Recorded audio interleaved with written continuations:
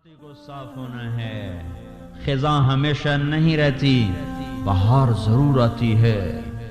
बारिशें कितनी ही लंबी हो जाएं, मौसम जरूर खुलता है। घटा कितनी ही घंघोर क्यों ना हो, आखिर आखिर आखिर को जाकर आसमान चमकता है। ये सारा मुआशरा अपनी बेहयाई की हदों को छू चुका है। आगे हद कोई नहीं है। अब इन्हें गारों में जाना है, अब इन्हें हलाकतों में जाना है। अब इनके लिए जिल्लत का लिबास आएगा, अब इनके लिए अजाब के कोड़े बरसेंगे, अब इनके लिए गजब की बिजलियां कड़केंगी। तौबा करने वाले और लोगों को बचाने वाले बचा लिए जाएंगे और बाकियों पर रंदा फिर जाएगा। अगर अल्लाह जिंदा हय्युन क़य्यूम मौजूद है तो ये होगा। और यहां अगर की बात नहीं है, अल्लाह तो है ही। मैं और आप हैं अगर मगर, हम हैं आने वाले, मिटने वाले, मरने वाले। वो तो है, तो था, वो तो रहेगा। हमेशा हई, हमेशा क़य्यूम, हमेशा अबदी, हमेशा से अज़ली, दाइम, क़ाइम, हय्युन क़य्यूम, मालिकुल मुल्क, फ़अालुल लिमा युरीद, यफ़अलु मा यशा। जो चाहे कर दे।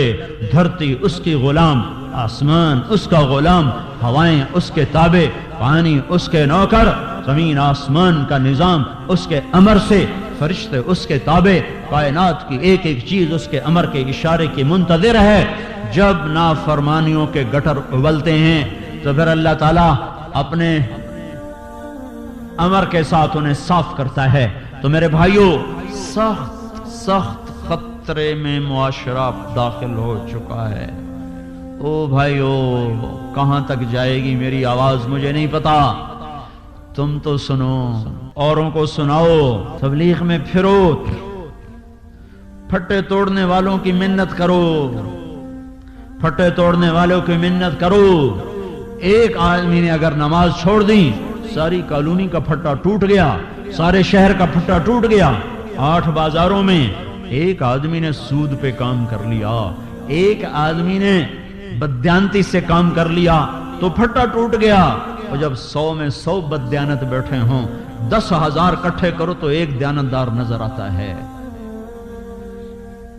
तो जब इस तरह बद्यांती का इफरीत निकल चुका हो तो इस कश्ती के डूबने के सारे असबाब मुकम्मल हो चुके हैं। इसलिए मेरे भाइयों, मैं सारे भाइयों की खिदमत में ये पुकार रहा हूं, अर्ज कर रहा हूं कि तौबा करके अल्लाह को मनाओ और अल्लाह की राहों में फिरो, तबलीग में फिरो, तबलीग में फिरो, लोगों के पीछे फिरो, उनकी मिन्नतें करो।